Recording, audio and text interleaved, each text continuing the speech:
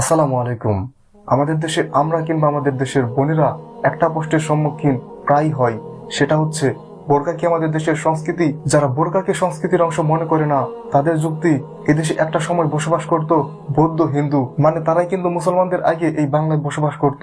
যেহেতু তারা প্রাচীন বাংলায় বসবাস করত আর মুসলিমরা এসেছে মাত্র মধ্যযুগ থেকে, তো মুসলিমরা তো পরে এসেছে, আর মুসলিমরা যদি পরে এসে থাকে তাহলে তো বোরকাও পরে এসেছে। তাহলে বোরকা আমাদের দেশের সংস্কৃতি কিভাবে হয়, এটা হচ্ছে তাদের প্রশ্ন। আমরা অনেকেই সংস্কৃতি বলতে শুধু নাচ গানকে বুঝি। সংস্কৃতি বলতে মূলত বোঝায় একটা জাতির জীবনযাপন, চিন্তা ভাবনা, আচার ব্যবহার, ধর্ম, পোশাক ইত্যাদি সবকিছুই। আমাদের এই বাংলায় মূলত 1204 সালে মুসলিম শাসন শুরু হয়। এর আগে মুসলিম শাসন ছিল না। এর আগে বাংলায় ছিল হিন্দু ও বৌদ্ধ জনগোষ্ঠী। তাদের সংস্কৃতিতে বোরকা ছিল না, এটা সত্য। কিন্তু মধ্যযুগের পর থেকে এই বাংলায় বোরকা ব্যতীতও আরো অনেক কিছু প্রচলন শুরু হয়েছে, যেগুলো কিনা আমাদের আজকে সংস্কৃতির অংশ।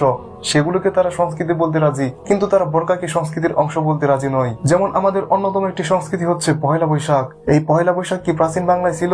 এই পহেলা বৈশাখ কি কোনো হিন্দু কিংবা বৌদ্ধ প্রচলন করেছে? না, এটি প্রচলন করেছে কে? এটি প্রচলন করেছে সম্রাট আকবর। তিনি কি হিন্দু কিংবা বৌদ্ধ ছিল? আর এটি কি প্রাচীন বাংলায় শুরু হয়েছে?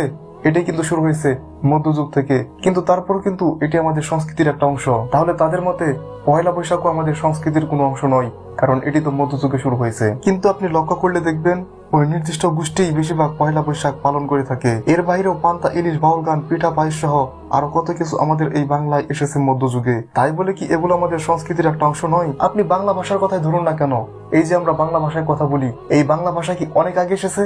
অনেক আগে এসেছে? তা কিন্তু আসেনি। এই বাংলা ভাষা আসলো মূলত মধ্যযুগে। যদিও বাংলা ভাষার প্রাচীন নিদর্শন হচ্ছে চর্যাপদ, কিন্তু সেই চর্যাপদে কি সব ভাষায় কি বাংলা? এমনকি এই চর্যাপদ নিয়েও কিন্তু অনেক ধরনের দ্বিমত আছে। এই চর্যাপদকে বিভিন্ন দেশের মানুষ বিভিন্নভাবে দাবি করে। যেমন আসামের মানুষ, তারা বলে এই চর্যাপদ আমাদের, আমরা বাংলাদেশিরা দাবি করি এটি আমাদের। আবার উড়িয়ারও অনেক মানুষ দাবি করে এই চর্যাপদটি তাদের। আবার নেপালেরও অনেক মানুষ দাবি করে এই চর্যাপদটি তাদের। আর এই চর্যাপদটি কিন্তু বাংলা ভাষায় লেখা নয়, এই চর্যাপদটি লেখা ব্রজবুলি ভাষায়। আমি বলতে চাচ্ছি, আমরা যে বাংলা ভাষায় কথা বলছি, এই বাংলা ভাষা কিন্তু প্রাচীন যুগ থেকে আসেনি। মানে আমাদের বাংলা ভাষার বিকাশ ঘটেছে এই মধ্যযুগে, অর্থাৎ মুসলিম যুগে। যেমন সর্বপ্রথম বাঙ্গালা নামটি কোন রাজার ক্ষেত্রে ব্যবহৃত হয়েছে? সেটি হচ্ছে শামসুদ্দিন ইলিয়াস শাহ।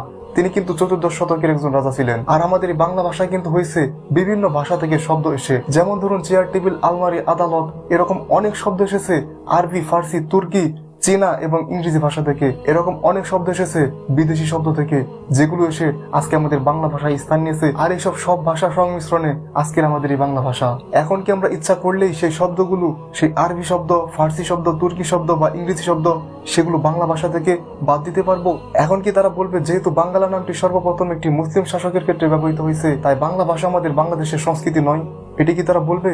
এটি কিন্তু কখনোই বলবে না। মূলত ব্যাপারটা হচ্ছে বিভিন্ন দেশ থেকে বা বিভিন্ন ভাষা থেকে যখন কিছু একটা এসে, যখন নির্দিষ্ট একটা স্থানে চিরস্থায়ী ব্যবহারের জন্য ব্যবহৃত হয়, তখন সেটি ওই দেশের সংস্কৃতি। তাই আমাদের দেশে বোরকা, নিকাব কিংবা হিজাব এগুলো আমাদের দেশের সংস্কৃতির বাইরে নয়, এগুলো আমাদের সংস্কৃতির একটা অংশ।